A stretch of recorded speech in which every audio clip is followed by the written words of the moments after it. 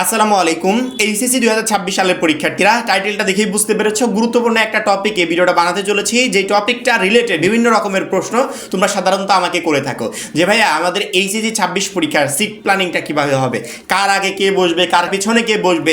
একই সাথে এতগুলো ফ্রেন্ড একটা কলেজে পড়াশোনা করলাম, সেক্ষেত্রে সবাই কি একই সাথে বসতে পারবো নাকি এক একজনকে এক এক রুমে চলে যেতে হবে, এই বিষয়টা জানার আগ্রহ থাকে প্রচুর পরিমাণে শিক্ষার্থীর। আবার একই প্রতিষ্ঠান থেকে আমি এসএসসি পাস করে ইন্টারমিডিয়েটে ভর্তি হয়েছিলাম, টোটাল 2 বছর পড়াশোনা করেছি। এখন আমরা যে একই স্কুলের শিক্ষার্থীরা আছি যারা ক্লোজ ফ্রেন্ড, এরা কি একসাথে বসতে পারবো কিনা, এই রিলেটেড টোটাল ইনফরমেশনটা আজকের ভিডিওতে পেয়ে যাবে।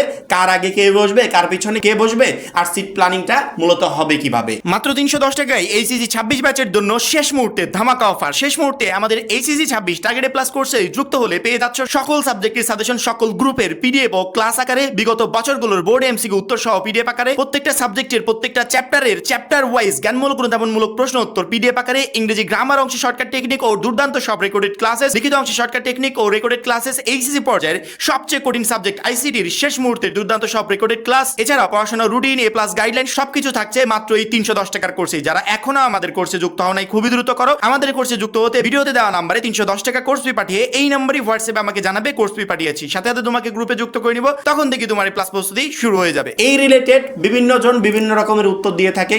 কেউ বলে কলেজ রোল অনুযায়ী, কেউ বলে এসএসসি পরীক্ষার রোল অনুযায়ী, কেউ বলে রেজিস্ট্রেশন নাম্বার অনুযায়ী, এক একজন এক এক ধরনের তথ্য দেয়।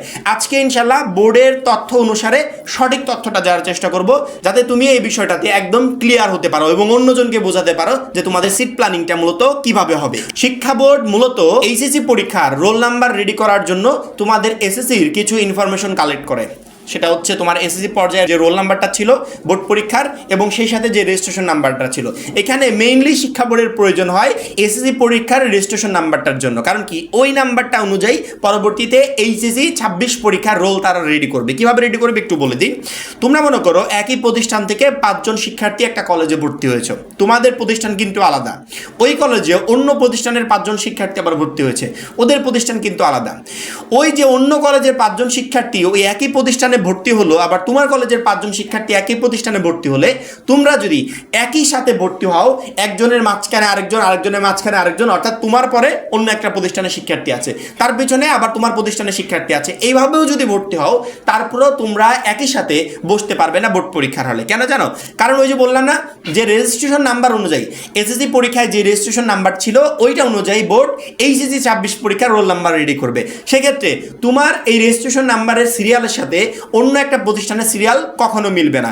তোমার এই রেজিস্ট্রেশন নাম্বার সিরিয়ালের সাথে শুধুমাত্র তোমার প্রতিষ্ঠানের যারা একই সাথে ভর্তি হয়েছে তাদেরটাই মিলবে। অর্থাৎ এসএসসি পর্যায়ে তোমরা যারা ফ্রেন্ডরা একসাথে পরীক্ষা দিয়েছিলে তারা যদি একই কলেজে ভর্তি হও, ওই এইচএসসি 26 পরীক্ষাতে তারা আবার একই সাথে বসতে পারবে। অর্থাৎ যার রেজিস্ট্রেশনের পরে যারটা থাকবে নাম্বার সে তারপরেই বসবে, আবার যার আগে যেটা থাকবে সে তারপরেই বসবে। মনে করো আমি একজন এইচএসসি 26 পরীক্ষার্থী, আমার আগে আমার এক ফ্রেন্ড যে এসএসসি পর্যায়ে আমার সাথেই পরীক্ষা দিয়েছিল তার রেজিস্ট্রেশন নাম্বারটা আছে, বোর্ড পরীক্ষায় এইচএসসি 26 পরীক্ষায় সেম সে আমার সামনেই বসবে।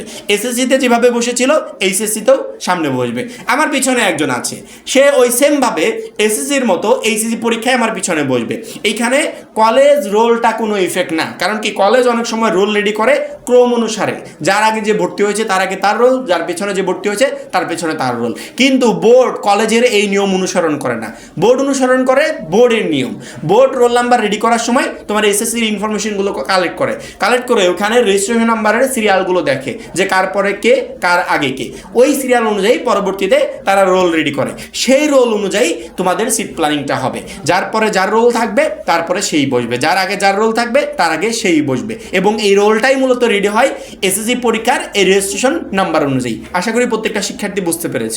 সিট প্ল্যানিং নিয়ে প্রচুর পরিমাণে প্রশ্ন, কিন্তু এর সঠিক উত্তরটা কেউ দিতে পারে না। সিট প্ল্যানিং রিলেটেড এটাই হচ্ছে সঠিক ইনফরমেশন যে তোমার এসএসসি পর্যায়ের রেজিস্ট্রেশন নাম্বার অনুযায়ী মেইনলি তোমার সিট প্ল্যানিংটা হবে। অর্থাৎ সিট প্ল্যানিং ওই রেজিস্ট্রেশন অনুযায়ী করে না, ওই রেজিস্ট্রেশনটা ফলো করে তোমার এইচএসসি 26 পরীক্ষার রোল নাম্বার রেডি করবে, আর সেই রোল অনুযায়ী তোমার সিট প্ল্যানিংটা হবে। এই সিট প্ল্যানিং নিয়ে প্রচুর প্রশ্ন থাকে, কার আগে কে বসবে, কার পরে কে বসবে।